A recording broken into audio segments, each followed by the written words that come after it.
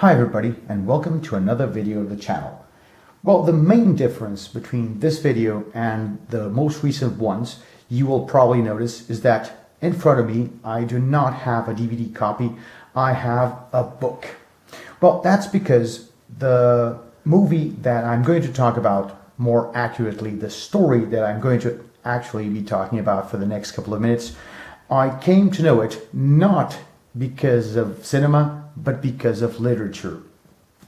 So I have a vague recollection of buying this book the first time I went to London, which was in the beginning of the 90s, 1993 I would say. And as you can see by the yellowing of its pages, it's been with me for quite some years now.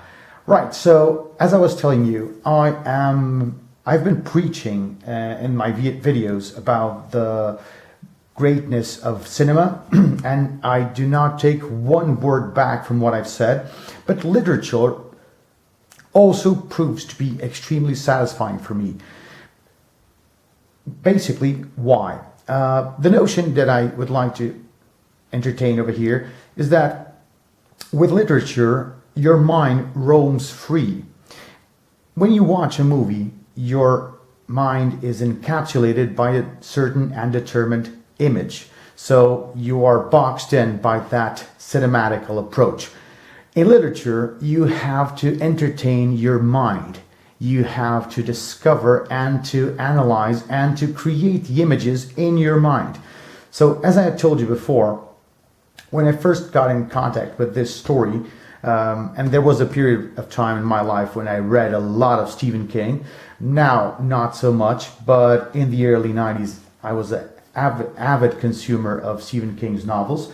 And I pictured these characters in a completely different way from what they turned out to be in the cinematical approach.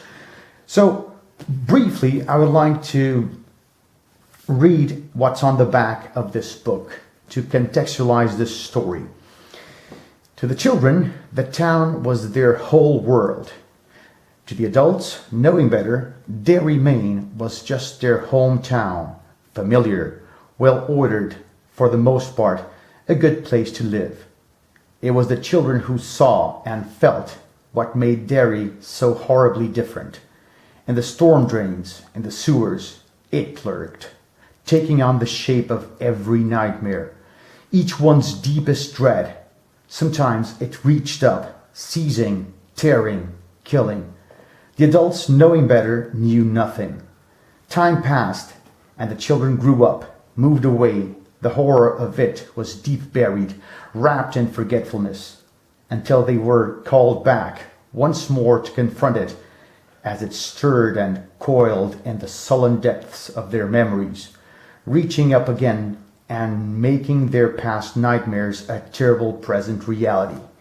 So what we've got here is an altogether tale of growing up, coming of age. So we've got the Losers Club, a group of kids that weren't particularly popular, and they grow up and they manage to confront their fears and overcome them eventually. So this story, was adapted to cinema. Actually, the first time it was adapted as a TV miniseries in the 1990s.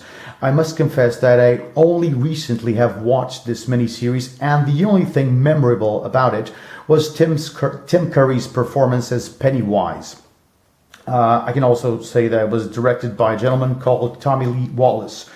But the figure that I would like to talk to you guys about for the next couple of minutes is derived not from the TV series, but from the movies, particularly from the 2017 It Chapter 1, directed by Andy Muschietti, and it was produced by Neca toys. Right, so without further ado, I would like to unwrap this parcel that arrived in the mail this week. Okay, so on we go.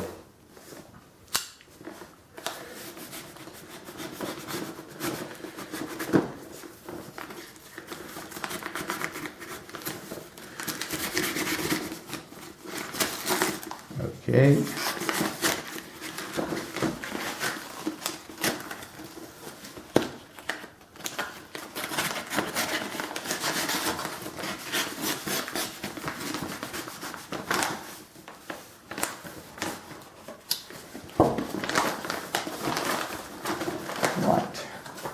this goes over here. As you can see, this is the deluxe edition of it, Pennywise the Dancing Clown. So clowns have always played an important role in popular storytelling, from, you know, Krusty the Clown from The Simpsons to Captain Spaulding in House of a Thousand Corpses. You've got numberless examples of clowns. Right, let's see how this opens. Yes, it's here. Right, and what we've got here is nothing more, nothing less than Pennywise in all its horrible glory, okay? You know, the traditional photograph. I wish the photographs I could take would come out as good as this one. Right, let's open it up.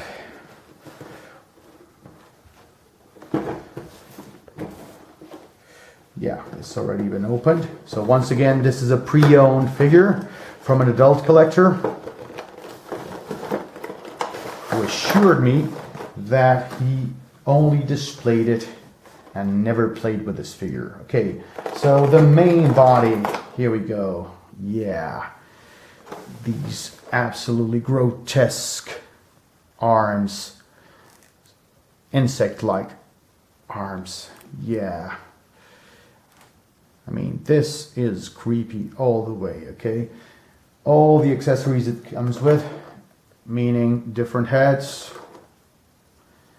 Yeah, this one has got all the tiny arms coming out of his mouth, representing, I guess, all the souls which he has literally eaten. Okay, these are articulate. Okay, you get the different head in which his mouth opens and shows these fangs, if we could call them that. And the third head.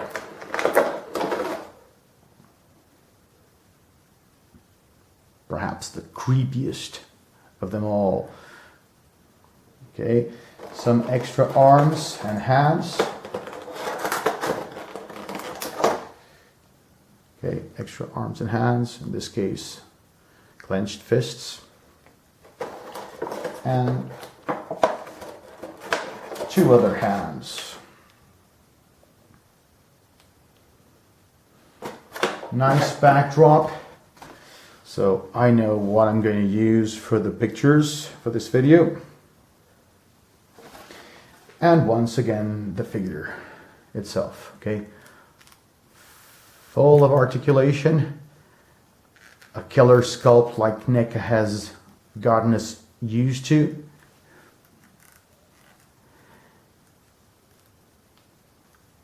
Yeah.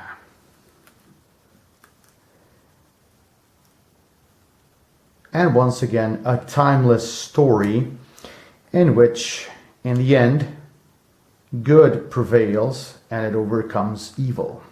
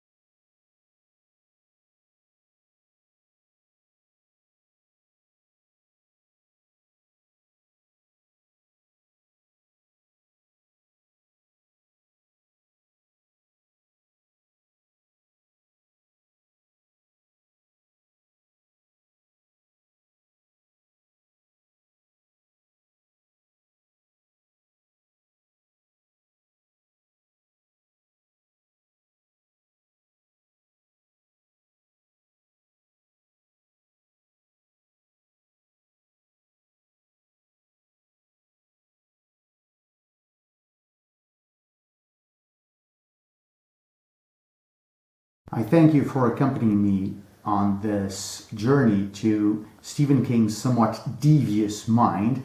Reportedly, it took him 4 years to complete writing it. And as story goes, he was sometimes under the influence of cocaine. So I guess we understand some of the reason why he came up with this grotesque idea.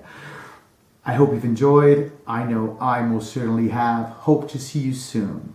Bye bye. Take care.